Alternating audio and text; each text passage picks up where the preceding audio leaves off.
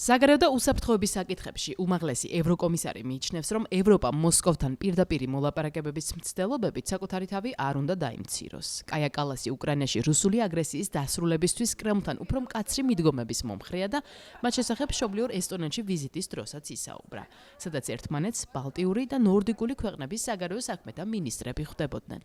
ევროკავშირის პირველი დიპლომატი მიიჩნევს, რომ ევროპამ ფრთხილად უნდა იმოქმედოს, რათა რუსეთის მაქსიმალისტური მოთხოვნებით სავსე მახეში არ გაებას.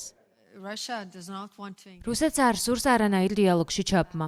ჩვენ კი არ უნდა დავიმციროთ თავი იმით, რომ ვიყოთ მომთხოვნები ამ საკითხში, რომ გთხოვთ, გევედრებით, რომ დაგველაპარაკოთ.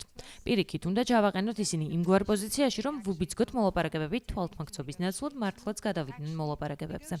უკრაინისთვის გამოყოფილი 90 მილიარდიანი სესხითა და რუსეთისთვის დაკისრებული მე-20 სასანქციო პაკეტით ჩვენ მკაფიო სიგნალი გავგზავნეთ, რომ უკრაინას მივაწოდებთ ყველაფერს, რათა უკან არ დაიხიოს, ვიდრე პუტინი გაიგებს, რომ მისი ომი არ საითკენ მიდის. უკრაინა ჩვენთვის უფრო მნიშვნელოვანია, ვიდრე რუსეთისთვის. Ukraine is more important to us than it is to Russia.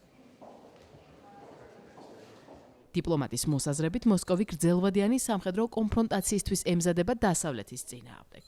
მან ხაზი გაუსვა, რომ ამ სიტუაციაში ევროპას სამთო შეკავების მექანიზმი ესაჭიროება.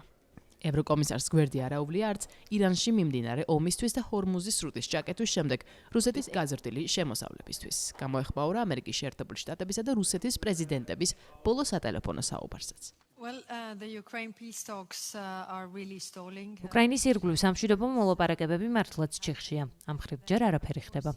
როდესაც ვხედავთ იმგვარ სატელეფონო ზარებს, როგორც პრეზიდენტ ტრამპსა და პრეზიდენტ პუტინს შორის გაიმართა, ის ტოვებს ძალიან ბევრ პასუხგაუცემელ კითხვას.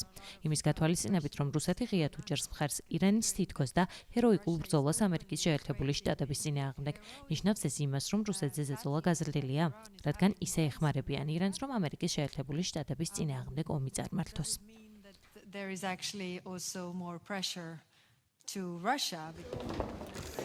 ევროპელი მინისტრები შეთანხმდნენ, რომ საუბრებს უკვე 10 მაისს გააგრძელებენ, რათა ბლოკის 27 სახელმწიფომ შეათანხმოს ის მოთხოვნები, რომლებიც ომის დასრულების სცენარის შემთხვევაში ევროპამ რუსეთს უნდა წაუყენოს.